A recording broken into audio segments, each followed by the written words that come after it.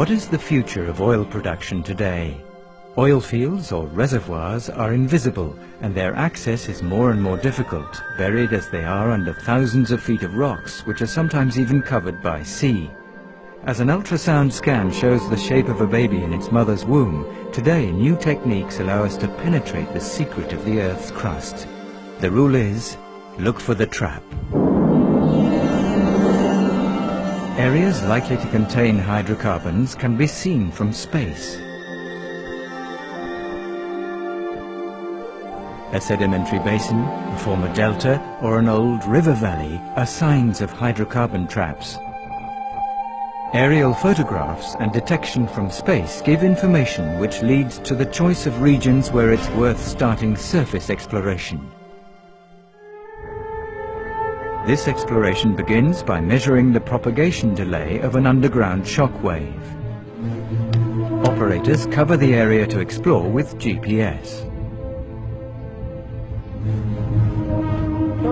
They set up lines of acoustic sensors, geophones.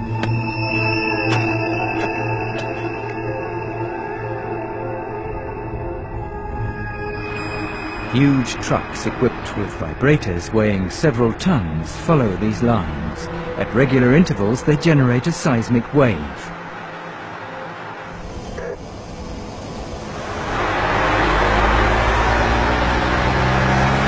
The wave propagates underground and reflects on the various geological layers.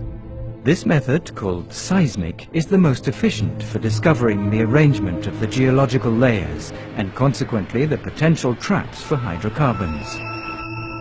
The signals are detected and treated locally by mobile laboratories.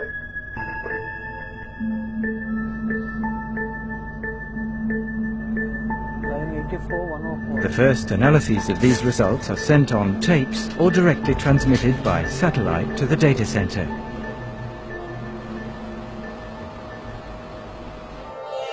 A similar technique is used to explore the seabed. Boats crisscross the area to explore, pulling in their streamers equipped with hydrophones and air guns that generate seismic waves.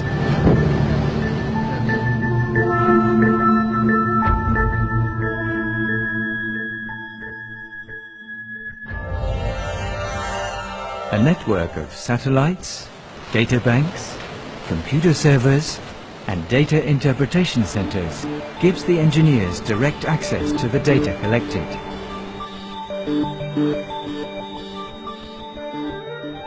Precious knowledge acquired from previous drillings is included in a gigantic database. Data recorded in the field are verified. By comparing these data with those collected in the explored zone, the geophysicists will be able to recognize the geological structures that characterize hydrocarbon traps. Their first job is therefore to determine on the seismic charts the nature of the various layers the waves pass through and trace their outlines so as to obtain a three-dimensional representation of the subsurface structure. By putting together the slices of the field studied and extrapolating the data, a first visualization of the reservoir appears on the screen. This picture is analyzed and discussed by the seismic specialists, geologists, petrophysicists, drillers and petroleum engineers in order to decide the location of the first exploratory drilling.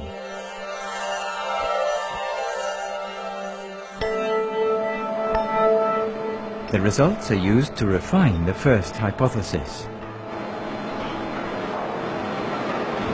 During drilling, a set of tools equipped with sensors measures various parameters: gamma radiation, nuclear magnetic resonance, induction, pressure, resistivity, from which certain characteristics of the layer can be deduced, like permeability or porosity.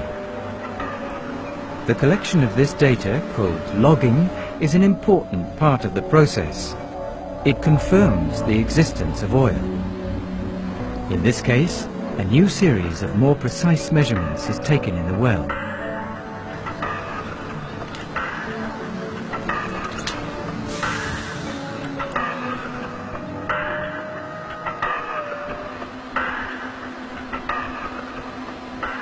This time the distances are measured to the nearest centimetre. These results are transmitted on the network to the experts working in interpretation centres called eye centres.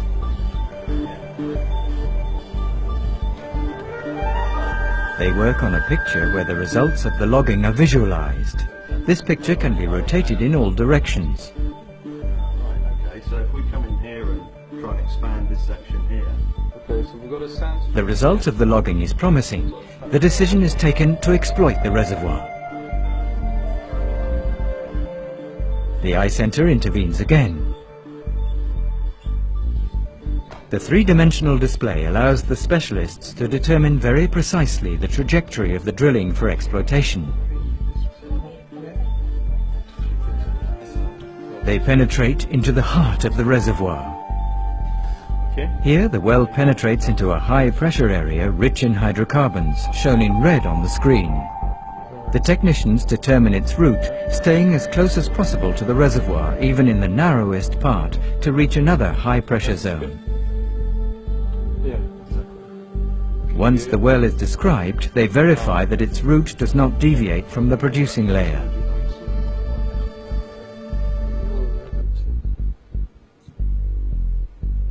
Yeah, it's very good. Drilling costs more than 60% of the prospecting campaign investment. It's now possible to drill in any direction, including horizontally, and thus exploit even the most hidden recesses of the reservoir. About 50 wells can be drilled from the same platform. The investment has to be profitable. The eye centre is also becoming the essential tool for making economic decisions. Video conferencing links the driller on the rig or the client in his office with the team of specialists who can react quickly to the information. The reservoirs in production are thus re-evaluated at regular intervals.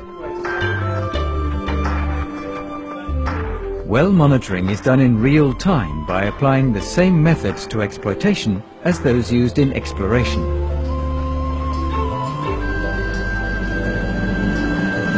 Oil is a precious resource that must not be wasted. Today, the hydrocarbon recovery rate is approximately 35%. According to the experts, a 1% increase is the equivalent to 3 or 4 years of worldwide consumption. The goal is to reach a 65% recovery rate. Imaging a reservoir, picturing the invisible, allows us to meet future challenges. Optimal reservoir production, lower production costs, and therefore meeting energy needs for the decades to come.